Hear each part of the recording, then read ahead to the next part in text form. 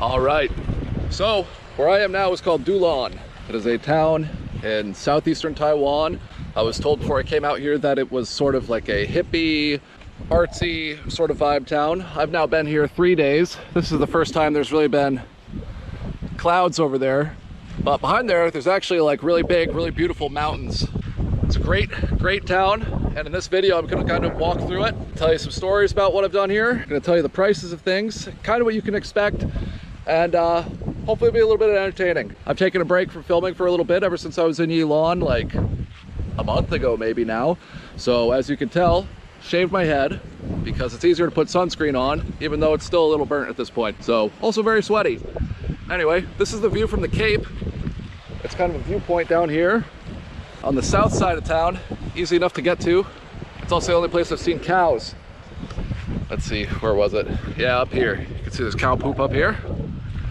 You also see the local guys come down here and they'll go out on those rocks down there. I saw a few of them down there yesterday, casting lines, going fishing.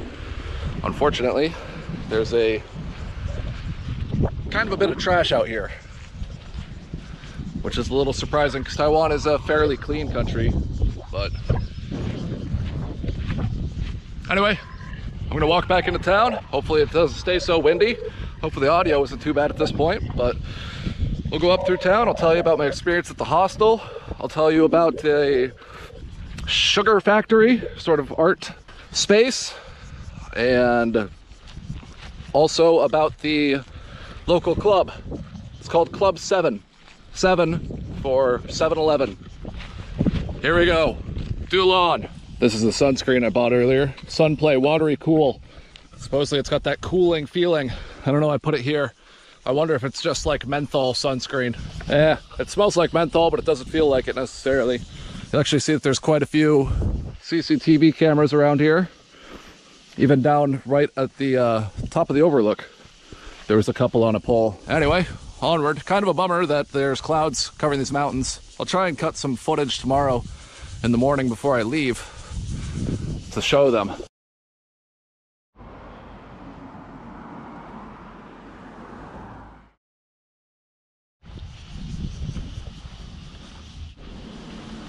A portion of tundra over there next to this sort of big estate area. Obviously a little bit of money here in Dulan.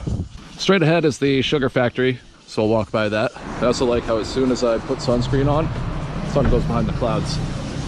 C'est la vie. That's the sugar factory area over there. There's like a craft market inside of it during the day. At night, down below the smokestack, you can kind of see right there, there's a bar with a expat guy. I think he's American. Another bald brother of mine, but he brews beers. Unfortunately, I thought they'd be on draft. Not on draft, bottled, but that's okay. One of the other things that he brews is mead, like honey wine, like Viking honey wine. And that's actually fairly decent. He has the cranberry one on tap for that. That's my recommendation there. It's about, his beers are 150 a bottle. He has an IPA and a honey wheat lager, I think is what the other one was. The other day as I was walking to the sugar factory, I saw this on the roof. I missed it the whole time. Just a random old school bus. I thought it was like a Airbnb rental, but I was having breakfast with a South African guy this morning. He told me that essentially that on the area below it is owned by some wealthy architect guy, something like that, and he was going to turn the bus into a bar, but he's not entirely sure. Something like that. Of course, we got tea shops right here. It's a surf hostel, surf shop. One of the things that this town kind of lacks is, besides the sugar factory, there's no real bar, which I find a little interesting. Right here above the steak shop is where my Airbnb is right now. I'm gonna go up here really quick and hydrate. So pardon the mess, but this is my guest house room. Pretty basic, pretty standard. It has a shared bathroom. It has a rooftop patio area. That is a godsend, having air conditioning here, especially during the summer. So I'm gonna hydrate, and then I'm gonna head back out. All right, back out at it. I'll put my tank top back on as I walk through there. It feel kind of weird. Sometimes I feel like I just sweat my brain out. Anyway, I stayed at that hostel for 2 nights. The first 2 nights I was here. I'm spending 4 total. This will be my 4th night, my last night here. But anyway, that hostel's called Travel Bug. It's kind of a cool place, kind of enjoyed it. This is the breakfast place I usually go to. Food here is actually really reasonable, really cheap. The accommodations can be a little bit tricky, especially right now during the pandemic going on. It is meant to all the Taiwanese can't really travel themselves, so like over to Korea or Japan or Southeast Asia, so they've been traveling domestically. So kind of boosted up the prices here over the summer and on the weekends. So a dorm bed at the hostel ended up costing me, I want to say $16.50 or $17 for an 8-bed, which is really, really expensive in my opinion, but there wasn't too many options. And the reason I left there is because they were booked full on Saturday night. So I decided to move, and when I was looking on Booking, everything was really, really expensive, all the hotels and things like that. But when I checked Airbnb actually had some pretty decent options. So if you're coming through to stay, I would highly recommend Airbnb. Anyway, I stopped walking right here so I could tell a story about 7-Eleven, or Club 7, as I mentioned earlier. So when I was drinking at the hostel on Friday night, 2 nights ago, you know, we're all hanging out, having a good time, singing songs, playing Uno, and somebody comes in and is like, yeah, time for Club 7. And I was like, Club 7, what's that? And they're like, oh, Club 7, it's down the street. I'm like, what? And they're like, oh, 7-Eleven. I was like, oh, okay. So went down there, and pretty much all these expats were just outside kind of loitering. I'll go in here for some food real quick, actually. Popped into this local restaurant, got an orange juice, got some dambing, Taiwanese omelet, with bacon and some dumplings, all for 95 Taiwanese dollars, so just over $3 US. Not a bad deal. Anyway, back to the Club 7 story. So I was there, like, hanging out way too late, drinking outside a bit. Of course, the cops end up coming by a few times, and met a whole bunch of really interesting people. So if you're looking for something to do on the weekends, that seems to be like the place to hang out after the sugar factory closes down. Club 7. I thought it was funny. Let's keep on going down. So yeah, they got a 7-Eleven a little bit further down through town. They got a Family Mart down here. I haven't even been in this Family Mart, honestly. But anyway, the plan is we're gonna keep walking. I'm gonna get up to the beach.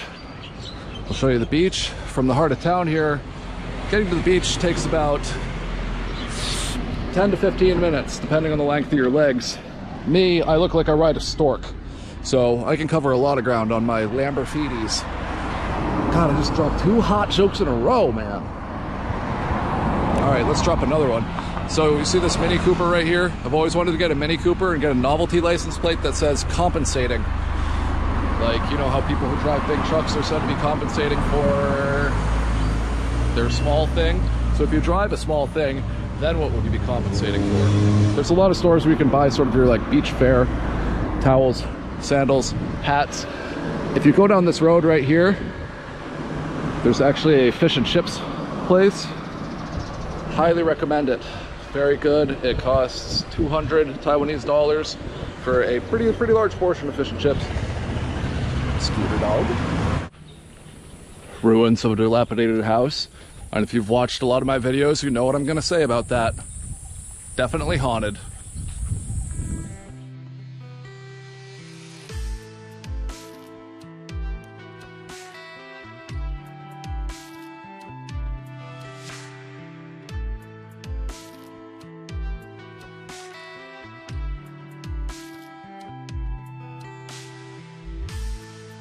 Well, I made it to the end down here. I didn't realize that this was, oh, turn right on the main road is what that sign says. I thought maybe it was down here. Would have been a surprise, but I kind of liked that saying on the bottom there. Here we are. Here's something that's ironic. Please do not litter. We only have one environment, let's protect it together. Right next to just some trash, unfortunately. Anyway, here we are. Dulan Beach. I don't think I've been this far up it, but it's black sand, mix of rock. A few people taking surfing classes. This is what the beach looks like. Anyway, I recommend you come down here. It's definitely worth coming to while you're in Taiwan. You kind of feel like you're wasting your trip if you only stay on the west coast of Taiwan, because it's essentially just all cities over there. The East Coast is where I think like it's the most beautiful, hands down, part of the country. If you're looking for like white sand beaches, I highly recommend Kenting, and I will link to that at the end of this video if you want to check out, see what Kenting town is like, Kenting National Park. Well, make sure you don't skip the East Coast. Check out Dulan if you like surfing and you like good food, if you like hanging. I also was told that it's the whitest part of Taiwan. There's a ton of expats here. Whitest per capita, right? But anyway, shame about the clouds. Hopefully the audio isn't too bad from the wind, but hope you enjoyed this video. If you did, be sure to hit like. If you've got any other favorite beaches of yours where you think I should go, as soon as I can go, leave them in the comments, and be sure to subscribe. Thanks for watching. Well, just kidding. I ended up cutting down to the south side of the beach because a little bit of sun was poking through down here. So I'm gonna film just a couple more things real quick, maybe 2 minutes worth of footage. There's a bunch of really cool sea caves and stuff down here. It looks like somebody has made like a makeshift soccer stadium down there out of 4 pieces of driftwood.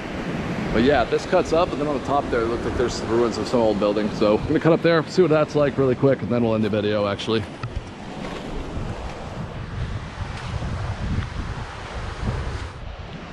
Hell, not really much to see. Remnants of something, huh? Anyway, now that the sun's out, you get a full view of Dulan Beach. Beautiful, huh? Just got lost cutting through all that bush, but I found tracks. Let's see if we can get out of here in one piece, huh? The structure looks like something you'd see in like a bad European horror movie where they walk through the woods and then all of a sudden in the middle of nowhere they come across like something like this, and then inside there's some sort of haunted doll. Matako no kala, and it's all in Chinese, so I don't know what that means. Please don't curse me. Huh. Neat. Anyway, that looks like the road. Looks like I made it out. Long, random, palm tree lined road to get out of here. And a cow. In the distance, you can see the smokestack for the sugar factory. I guess I've made it all the way back to where this video began without even knowing it. A lot more walking than I was expecting to do. Dangerous business walking out your front door.